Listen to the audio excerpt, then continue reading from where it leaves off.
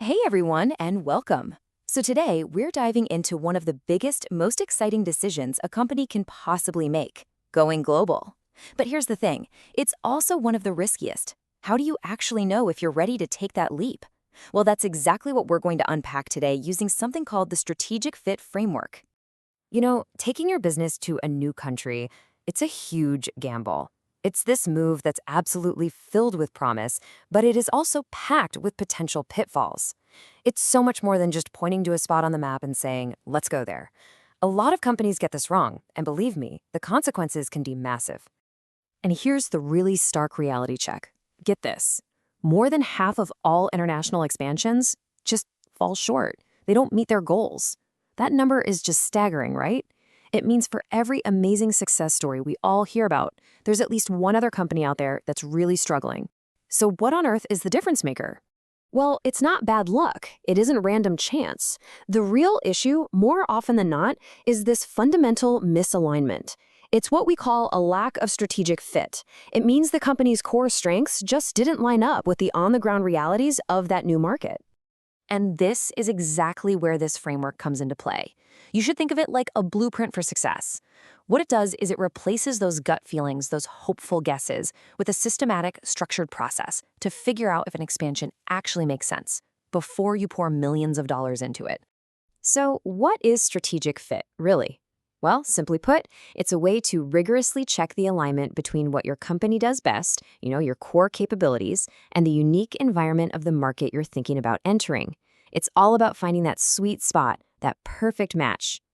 And really, it all boils down to this one single, incredibly important question. This is the question that drives the whole analysis. Answering it honestly, that is the absolute key to taking the gamble out of your global ambitions.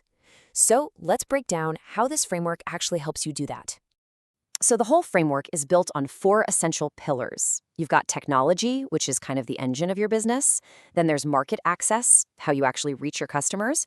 Talent, of course, the people who make it all happen. And finally, intellectual property, which protects your most valuable stuff. Let's start with the absolute non-negotiables, the foundation. All right, we're going to start with technology and market access. I really like to think of these two as the foundation of the whole structure. They are the non-negotiables. If you don't have a strong fit in these 2 areas, believe me, the whole project is being built on some seriously shaky ground. So first up, technology. You have to ask yourself, is the tech that powers your entire business actually ready to operate in a completely new environment? It sounds like a simple question, but the answers can get really, really complex. What I love about this part of the framework is how it forces you to be brutally honest with yourself. You have to weigh your strengths, like having scalable tech, against the potential gaps you might face, like incompatible local infrastructure or maybe the need for huge, expensive customizations. This is so much more than a simple checklist. It is a serious reality check. Okay, so let's say your tech is ready to go. Awesome. But what good is a fantastic product if nobody can actually buy it? And that brings us to our second foundational pillar, market access. Can you effectively get your product or your service into the hands of your brand new customers? So the framework walks you through these critical questions.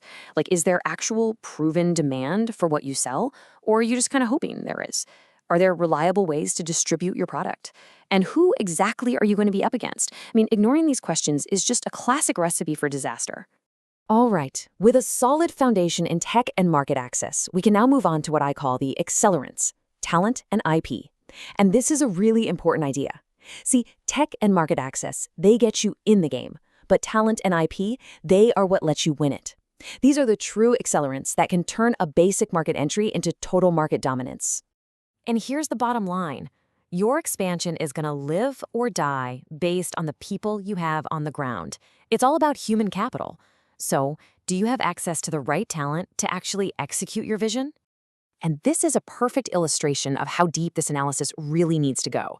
It is not enough to just know that technical talent is available. You have to know their skill level, what they cost to hire, what kind of training they're going to need, or maybe you discover that local sales talent is super scarce and crazy expensive.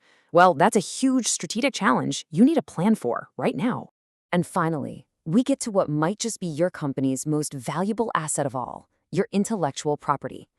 We're talking about your patents, your trademarks, your secret sauce, your data. Is it actually going to be safe in this new region?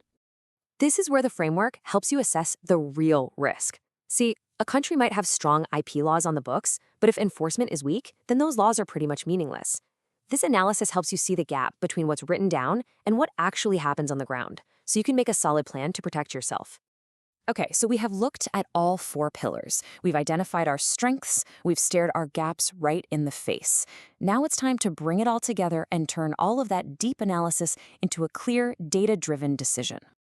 And the process is actually refreshingly simple. First, you create plans to handle the risks you found. Second, and this is key, you score your readiness in each of the 4 areas on a simple scale of 1 to 5. This forces you to put a number on your confidence level. And then third, you make that final, evidence-based go or no-go call.